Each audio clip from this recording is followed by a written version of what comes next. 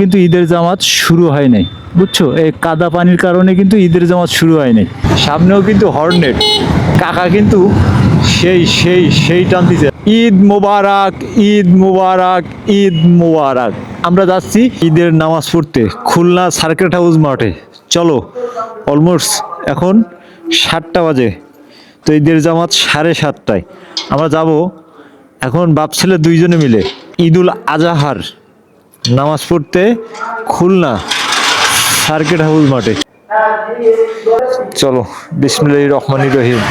আজকেও কিন্তু বেরিয়ে পড়লাম খুলনা সার্কিট হাউস মাঠে। ঈদের দিন সকাল। ঈদ মুবারক, ঈদ মুবারক, ঈদ মুবারক। বাপ ছেলে দুইজনে মিলে যাচ্ছি খুলনা সার্কিট হাউস মাঠে ঈদের নামাজ পড়তে। অলরেডি এখন ঘড়িতে সময় অলমোস্ট 7টা বাজে। আমরা ঠিক 7:30টায় ঠিকঠাকভাবে সহি সালামতে ঈদের জামাত পড়তে পারবো খুলনা সার্কিট হাউস মাঠে কেডিয়া জামে মসজিদে। ঈদের নামাজ 7:30টায়, ঈদের দিন সকালে। ওয়েদার হচ্ছে এই, ও সেই শিববাড়ি। ঈদ মুবারক, ঈদ মুবারক, ঈদ মুবারক। আমরা যাচ্ছি ঈদের নামাজ আদায় করতে খুলনা সার্কিট হাউস মাঠে। তো চলো, ঈদ সবার জীবনে বয়ে আসুক অনাবিল শান্তি এবং সুখ। সামনেও কিন্তু হর্নেট, সকালটা কিন্তু সেই কাকা কিন্তু সেই টানকে দুইটা, কিন্তু এটাও লাল ওটাও লাল, কিন্তু কাকা 3জন, আমি কিন্তু 2জন।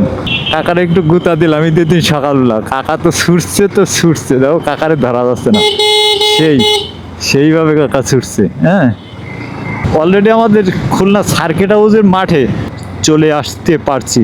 ও ও ও ও 7:30টায় না 8:30টায় ঈদের জামাত। তা তো ঠিকঠাকভাবে বলা যাচ্ছে না কয়টায়, জিগাতি হবে। জামাত কয়টা এই জায়গায়? হ্যাঁ, এই জায়গা হবে না।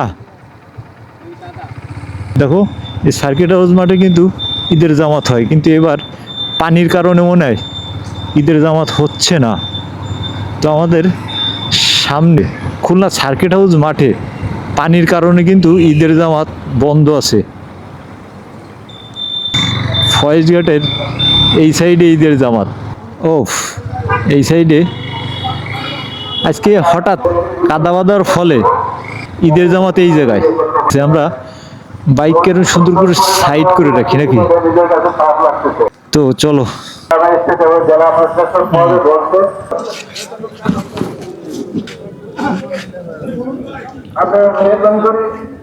বসো।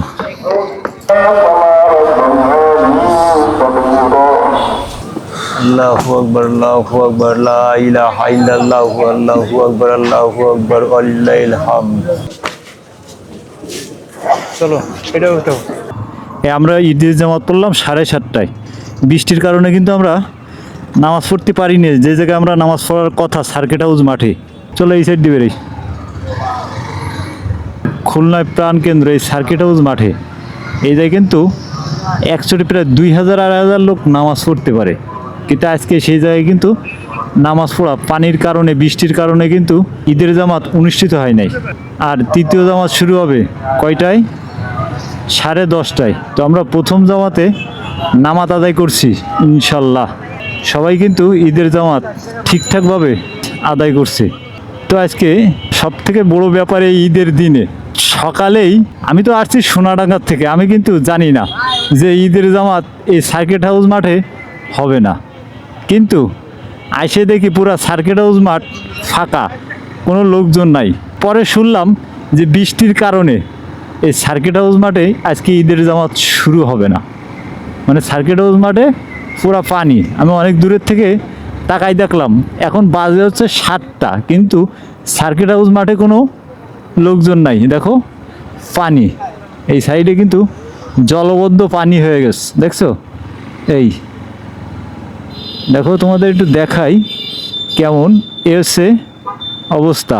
এর কারণে কিন্তু ঈদের জামাত শুরু হয় নাই, বুঝছো? এই কাদা পানির কারণে কিন্তু ঈদের জামাত শুরু হয় নাই। ওই কারণে আজকে প্রথম সকালবেলা আইসেই মানে একটু ঝামেলায় পড়ে গেছিলাম যে কী ব্যাপার, এই জায়গায় কোনো ঈদের জামাতের জন্য সব রেডি, সব কিন্তু ঠিকঠাক, দেখো সব কিন্তু ঠিকঠাক, কিন্তু তারপরেও কিন্তু বৃষ্টির কারণে ঈদের জামাত কিন্তু শুরু হয় নাই। কিন্তু জামাতটা হয়েছে ওই মসজিদে, বড় মসজিদ তো, একচোটে অনেক, প্রায় 500-700 মানুষ নামাজ আদায় করতে পারে। আমরা প্রথম জামাত আদায় করছি সকাল 7:30টায়, এখন অলমোস্ট 8:30 বাজতে গেছে। ঈদের নামাজ পড়া কমপ্লিট, অনেক জায়গায় ঈদের জামাতও কমপ্লিট। এখন সবাই কিন্তু আমরা ঈদ উদযাপন করি, ঈদ সুন্দরভাবে উদযাপন করি, কিন্তু আমরা তারাবাজি আতশবাজি না ফুটাই। তারাবাজি আতশবাজি ফুটালে দেখা যায় কোনো সময় একটা দুর্ঘটনা হয়ে গেল। তো এই ঈদেই আমরা আনন্দ করতে যাই, আমরা দুর্ঘটনা না করি, আমরা ঠিকঠাকভাবে সুন্দরভাবে ঈদ উদযাপন করি। ঈদুল আজহার দুইটা মজা কি জানো, একটা হচ্ছে জামাতের সাথে ঈদের নামাজ আদায় করা, আরেকটা মজা কি জানো, একটু পরেই কিন্তু সব গরু কাটাকাটি শুরু হয়ে যাবে। অলরেডি গরু নিয়ে সবাই ছোটাছুটি রেডি। অনেক বন্ধুবান্ধব আসো গরু কুরবানি দেওয়া, তা ঠিকঠাকভাবে গরুটা কুরবানি দেবা, আর ঠিকঠাকভাবে তোমার কুরবানির গোশগুলো বিতরণ করবা, আর ঠিকঠাকভাবে যারা এই কুরবানির গরুটা কাটবে তাদের ঠিকঠাকভাবে এদের টাকাটা পরিশোধ করে দেওয়া। কারণ খালি কুরবানি দিলেই হবে না, কুরবানি দিতে গেলে কিছু কিছু জিনিসটা মাথায় রাখতে হবে। যেমন যারা গরু কাটবে তাদের ঠিকঠাক পরিশ্রমটা দেয়া, আর গরুটা হালাল টাকায় কেনা। শুধু কুরবানি দিলাম আর নিজে বসে বসে খাইলাম আর কারোরে দিলাম না, যারা আমার গরুটা বানাতে আসছে তাদের আমি 200-100 করে কম দিলাম, এটা কিন্তু সম্ভব না।